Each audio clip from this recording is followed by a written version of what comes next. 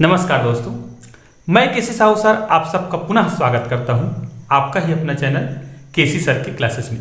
दोस्तों, कल हमने ये जाना था कि लिगेंडों के नामकरण कैसे करते हैं। जैसे धनात्मक लिगेंड है, ऋणात्मक लिगेंड है, उदासीन, ठीक है।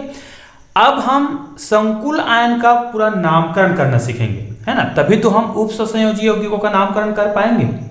तो आइए आज हम संकुल आयन का नामकरण कैसे करते हैं ये सीखते हैं।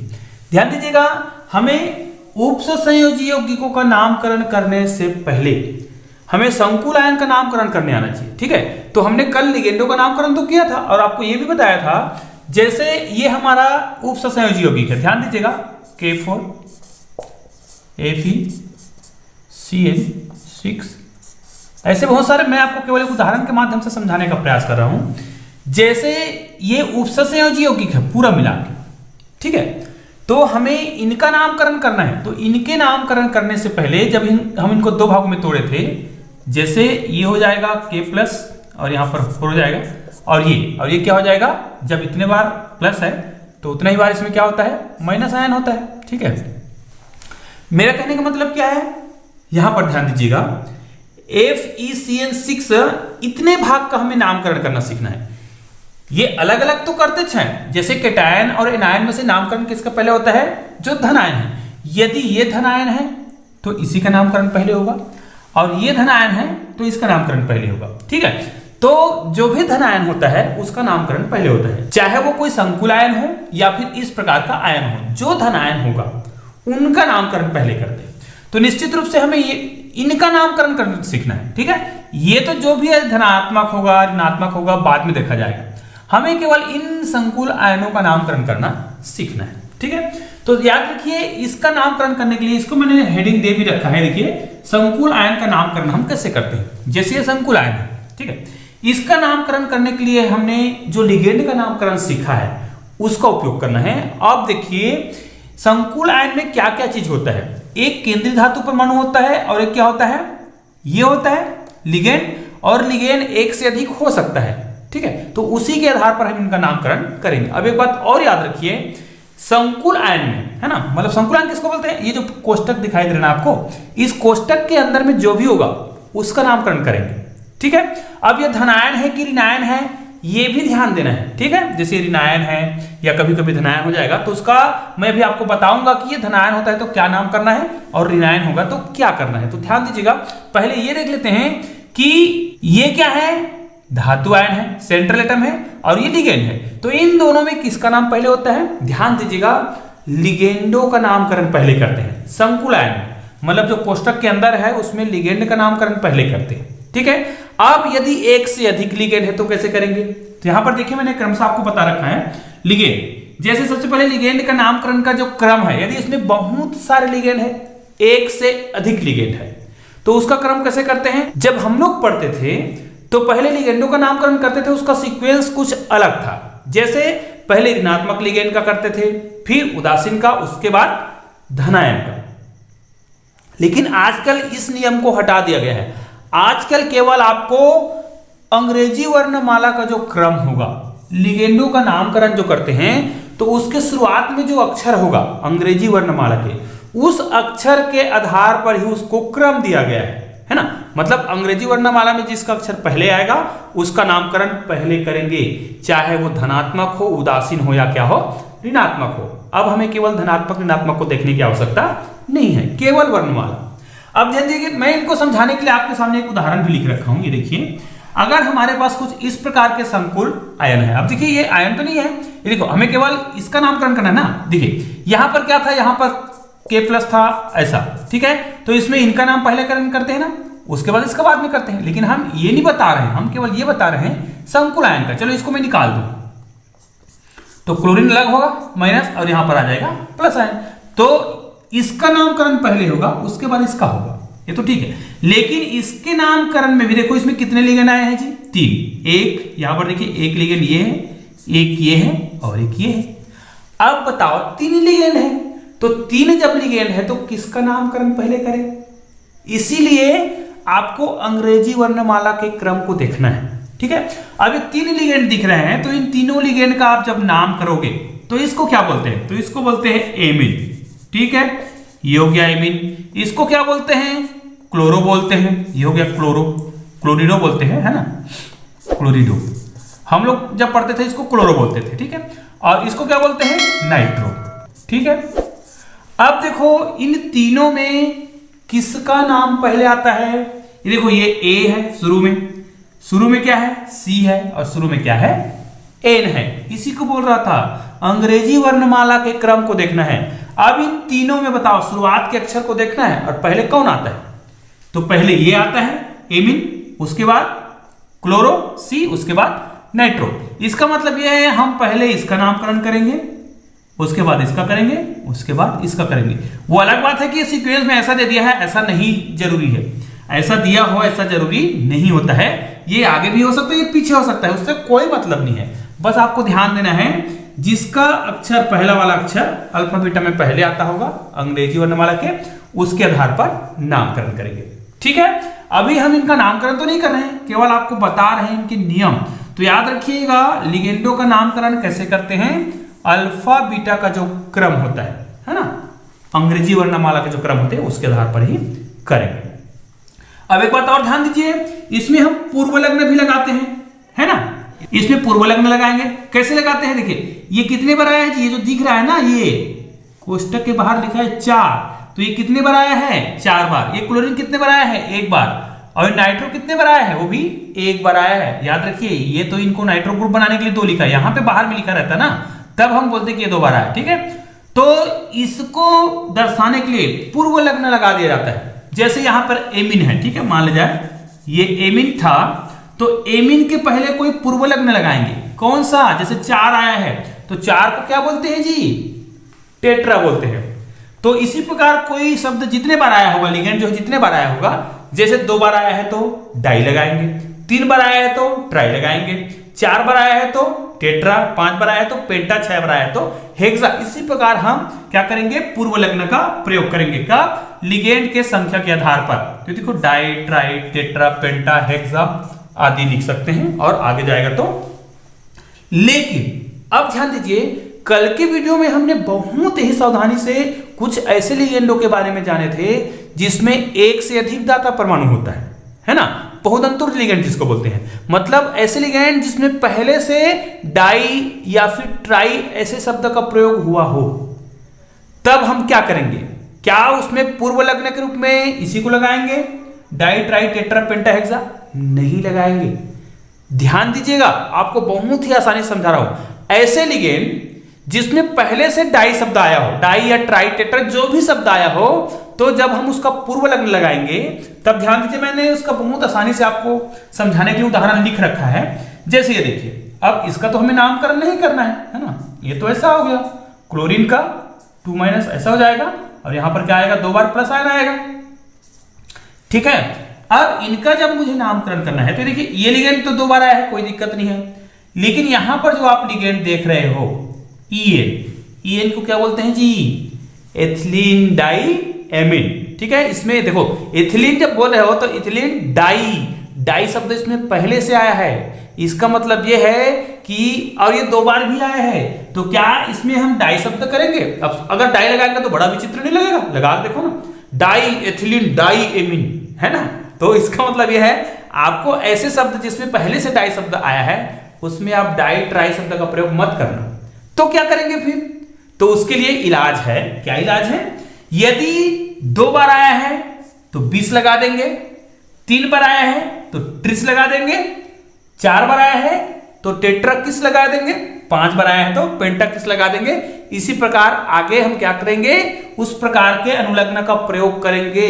कब? जब ऐसे लिगेंड का प्रयोग हो जिसमें पहले से डाई ट्राई शब्द का प्रयोग हुआ हो। जैसे यहां पर देखिए, इसको हम क्या लिखते हैं जी? इसका नाम क्या है? इसको हम लिखते हैं इथिलीन। ठीक है, ये तो हो गया इथिलीन। यहां पर लिखते हैं डाई, यहां पर लिखा जाता है डाई, उसके बाद होता है एमीन। अब देखो, ये इथिलीन डाइएमीन है, इसको एथिलीन भी बोल देते हैं, है ना। इथिलीन डाइएमीन है। अब ये कितने बार आया है? 2 बार। अब इसके सामने देखो 2 बार आया है, तो क्या मैं यहां पर डाई लगाऊंगा ऐसे? तो ये क्या हो जाएगा फिर? Di ethylene diamine. गलत हो रहा है। इसका मतलब यह है, इस प्रकार के जो लिगेंड होते हैं जो बहुतंतु लिगेंड होते हैं, और यदि वो एक से अधिक बार आया हो तो उसमें पूर्व लग्न लगाना है, तो आप यहां पर तो पहले सबसे पहले कोष्टक लगाने का आदत बनाओ, इसको कोष्टक में लिखना चाहिए। उसके बाद उसके पहले जैसे 2 बार आया है तो 2 बार आया है तो यहां पर हम क्या लगाएंगे जी, यहां पर लगाएंगे 20, ठीक है, या फिर इंग्लिश में लिखोगे तो PIS। समझ आ गया। और यदि वो कितने बार आया हो, देखिए 3 बार आया है तो क्या लिखेंगे, ट्रिस लिखेंगे, 4 बार आया है तो टेट्राकिस लिखेंगे, ठीक है।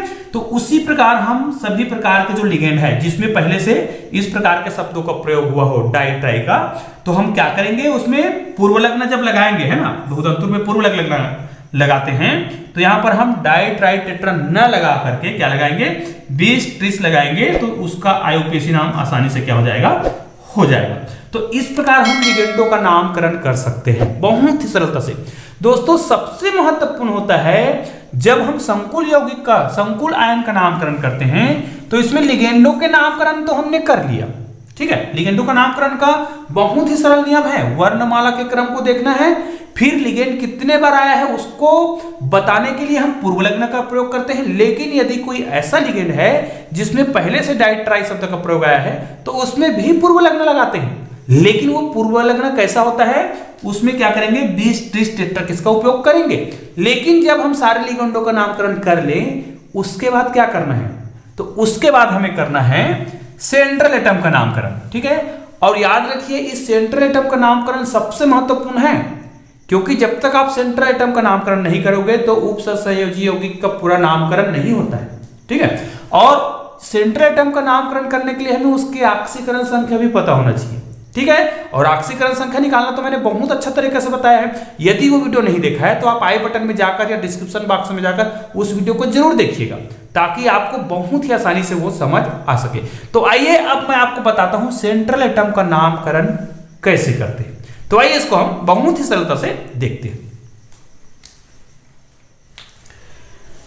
आइए दोस्तों, अब हम संकुल आयनों के नामकरण में जो सबसे महत्वपूर्ण होता है वो होता है केंद्रीय धातु परमाणु।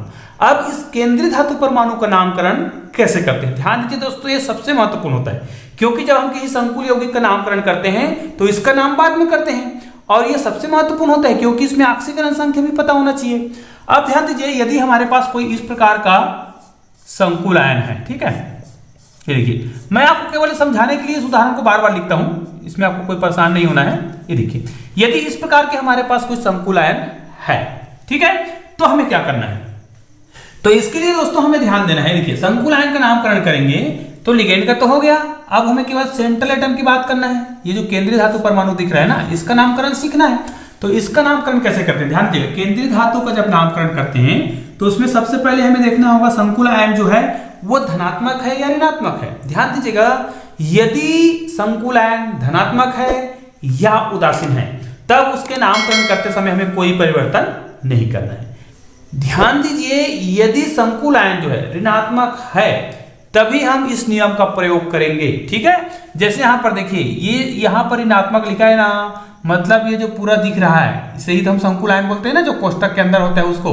तो यहां पर ऋणात्मक है, मतलब ये क्या है, इसका नामकरण हम इस नियम के तहत करेंगे। ऋणात्मक संकुल आयन हो गया ये, तो जब ये ऋणात्मक हो तभी इस नियम का प्रयोग करेंगे। कैसे, इसमें क्या करेंगे, ये जो सेंट्रल एटम दिखाई दे रहा है तो इस सेंट्रल एटम के अनुलग्न के रूप में, ध्यान दीजिएगा, अनुलग्न किसको बोलते हैं, जिसको बाद में लगाते हैं, तो उसमें किसका उपयोग करेंगे, ये जो 8 है, ATE, ठीक है, ATE का प्रयोग करेंगे।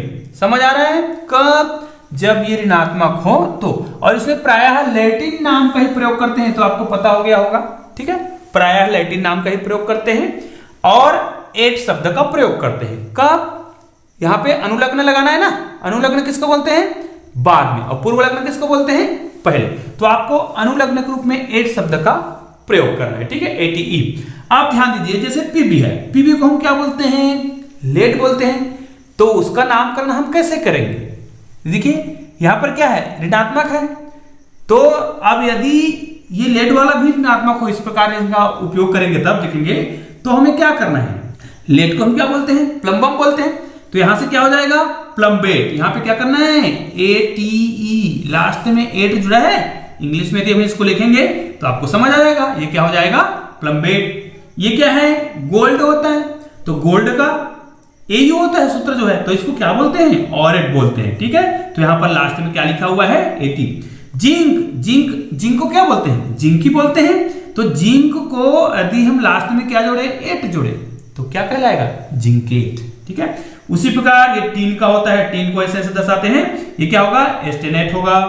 ये क्या होता है, ये सिल्वर होता है जी, और सिल्वर को क्या बोलते हैं लैटिन भाषा में, इसको बोलते हैं अर्जेंट, है ना। तो अर्जेंट में ATE जोड़ दो, अर्जेंट में ATE जब जोड़ते हैं तो क्या होगा, अर्जेंटेट।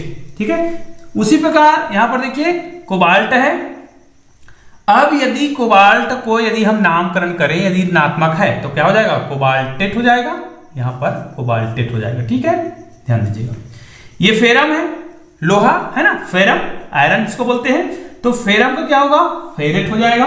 कॉपर का क्या होता है, कॉपर को क्या बोलते हैं, ये हो जाएगा क्यूपरेट। ठीक है, कब, जब ये ऋणात्मक हो तो, और यदि ये क्या है, यदि धनात्मक है या उदासीन है तो हम उसको क्यूपरेट नहीं बोलेंगे, वहां पर हम उसको क्या बोलेंगे, कॉपर बोलेंगे। ठीक है, उसी प्रकार यहां पर दिया है प्लेटिनम का क्या हो जाएगा, प्लेटिनेट। तो दोस्तों इस प्रकार हम केंद्रीय धातु आयन का नामकरण कैसे करेंगे, जब वो ऋणात्मक हो तो इस रूप में करेंगे। इसका आप स्क्रीनशॉट जरूर खींच लीजिए, और आपके बुक में दिया रहता है, उसको आप लोग जरूर याद करिएगा। ठीक है, यहां पर देखिए अब क्या करेंगे, ऑक्सीकरण संख्या निकालना होता है इसका, है ना, और उसको हम इस प्रकार कोष्टक में लिखते हैं। ठीक है, इस प्रकार लिखेंगे और उसको क्या करेंगे, कोष्टक में प्रयोग करेंगे। तो इसका ऑक्सीकरण संख्या कैसे निकालते हैं, ये तो मैंने अपने पिछले वीडियो में बहुत सरलता से बताया है, और यदि आपने ऑक्सीकरण संख्या निकालना नहीं सीखा है तो निश्चित रूप से आपको IUPAC नामकरण करना नहीं आएगा। इसके लिए आवश्यक है कि आप आई बटन में या डिस्क्रिप्शन बॉक्स में उस वीडियो को जरूर देखिए, ताकि आप ऑक्सीकरण संख्या बहुत आसानी से निकाल सकें। जैसे देखिए इसका मुझे नामकरण करना होगा, तो मैं इसका IUPAC नामकरण करते समय क्या करूंगा, ये इसको क्या लिखेंगे, ये तो पहले नामकरण करेंगे तो क्या हो जाएगा, हेक्सा, और साइनाइड है और ऋणात्मक है तो क्या होगा, साइनो हो जाएगा, हेक्सा साइनो। लेकिन ये क्या है, फेरम है, और ये क्या है, ऋणात्मक है, तो निश्चित रूप से क्या होगा, ये फेरेट तो होगा। ठीक है, फेरेट होगा, लेकिन यहां पर ऑक्सीकरण संख्या लिखना है। ठीक है, कितना आएगा, अब इसका ऑक्सीकरण संख्या कितना आएगा जी, मैंने निकालना सिखाया था, यदि आपने वीडियो देखा हो तो आपको आसानी से समझ आ जाएगा। जिसका निकालना है इसको x लिखते हैं, और जिसका यहां पर पता है, जैसे साइनाइड का हमें पता है कितना होता है, -1, ये 6 बार आएगा तो यहां लिखेंगे। और यहां पर यदि कोई दिया है आयन तो उसको बराबर के बाद लिखना है, यदि नहीं दिया है तो 0 लिखना है, और यदि दिया है तो उस आयन को ही लिखते हैं। ठीक है, 4 बार दिया है माइनस। ठीक है, अब यहां पर देखिए जिसका निकालना है ऐसे कर देंगे, प्लस और माइनस का -6 हो जाएगा, और बराबर -4। जब ये उधर जाएगा तो प्लस हो जाएगा, तो x बराबर कितना आएगा, -4 + 6, तो x का मान कितना आ गया, +2। याद रखिएगा इसको। अब यहां पर हम क्या लिखेंगे, फेरेट 2। ठीक है, इसका IUP, तो इसका IUPAC नाम क्या हो गया फिर, हेक्सासाइनोफेरेट सेकंड, और ये आयन शब्द है तो यहां पर आयन लगाना जरूरी है, ये सब मैंने बताया है अपने पिछले वीडियो में। ठीक है, तो इस प्रकार इसका पूरा नाम हम जब लिखेंगे तो इस प्रकार लिखेंगे, हेक्सा फिर साइनो, है ना, हेक्सासाइनोफेरेट सेकंड आयन। आयन शब्द का प्रयोग कब करते हैं, जब इस प्रकार के आयनिक रूप में दिया हो तभी लास्ट में आयन शब्द का प्रयोग करते हैं, अन्यथा आयन शब्द नहीं लगाना चाहिए यदि यहां पर आयन नहीं है तो। ठीक है, तो इस प्रकार हम ऑक्सीकरण संख्या भी निकाल सकते हैं, और उसके आधार पर हम केंद्रीय धातु परमाणु का नामकरण भी बहुत आसानी से कर सकते हैं। तो इस प्रकार दोस्तों आप IUPAC नामकरण करते समय जितना नियम बताया गया है इसको बहुत ही सावधानी से याद रखिए। आइए एक नियम और बच गया इसी का, केंद्रीय धातु आयन का। देखिए यहां पर हमने पहला बताया ऋणात्मक संकुल हो तो, दूसरा बताया ऑक्सीकरण संख्या लिखना, कैसे ऑक्सीकरण संख्या लिखते हैं, यहां पर क्या करना चाहिए, इसको कोष्टक में लगाना चाहिए, और जो केंद्रीय धातु परमाणु है उसके जस्ट बाद में लिखते हैं। ठीक है, इतना काम करना है। तीसरा, यदि आयन जो है, संकुल आयन जो है, ध्यान दीजिएगा, संकुल आयन के बारे में सीख लिए, लेकिन यदि वो अम्लीय हो, ठीक है, अब हम ये कैसे जानेंगे कि अम्लीय है, तो यदि इसके बाहर में हाइड्रोजन प्लस आयन है, ध्यान दीजिएगा मैं तीसरा लिख पा रहा हूं, इसको मैं मिटा देता हूं। ठीक है, इसको आप लोग लिख लीजिएगा, स्क्रीनशॉट खींच के भी रख सकते हैं। ठीक है, मैं तीसरा बता देता हूं इसका, ए बी, और ये हो जाएगा सी। यदि अम्लीय है मतलब ये जो संकुल आयन जो दिख रहा है यदि वो अम्लीय है, अब अम्लीय का पहचान कैसे करेंगे, इसके बाहर में जो आयन बन रहा था, जैसे यहां पर K प्लस बन रहा था ना, K प्लस, यदि ये K प्लस जो है H प्लस बने, H प्लस, तो हम इसको क्या बोलेंगे, अम्लीय बोलेंगे। यदि अम्लीय हो मतलब H प्लस आयन दे रहा हो तो अनुलग्न के रूप में क्या लगाएंगे, ईक शब्द का प्रयोग करते हैं, ईक मतलब IC, और लास्ट में क्या जोड़ देना चाहिए, अम्ल। ठीक है, इस प्रकार शब्दों का प्रयोग करेंगे जिससे हम इस प्रकार के संकुल आयन का नामकरण बहुत आसानी से कर सकते हैं। तो ईक शब्द किस में लगाएंगे, सेंट्रल एटम। ठीक है, कब, जब वो क्या हो, अम्लीय हो। और अम्लीय का पहचान कैसे करेंगे, यहां पर H प्लस निकले तो हम समझ जाएंगे कि वो क्या है, अम्लीय है। तो दोस्तों इस प्रकार जितना नियम बताया गया है ये आपको IUPAC नामकरण करने में बहुत मदद करेगा। ठीक है, इतना नियम याद है तो आप निश्चित रूप से IUPAC नामकरण कर सकते हैं। अब इसके अलावा भी कुछ नियम है जिसको हम जब उदाहरण बताएंगे तब बताएंगे कि इसका उपयोग क्या है। तो दोस्तों उम्मीद है इतने नियमों के आधार पर आप IUPAC नामकरण कर सकते हैं। सभी प्रकार के जो क्या है उपसंयोजी यौगिक है उसका नामकरण आप बहुत आसानी से कर सकते हैं। तो दोस्तों कल हम इनके पूरा उदाहरण देखेंगे और कुछ नियम और है जिसको हम कल के वीडियो में बताएंगे। तो दोस्तों उम्मीद है आज का वीडियो आपको पसंद आया होगा, और यदि आज का वीडियो पसंद आया तो प्लीज लाइक कर दीजिए और इसको अधिक से अधिक शेयर कीजिए। तो दोस्तों मिलते हैं एक और बेहतरीन वीडियो के साथ, तब तक के लिए जय हिंद।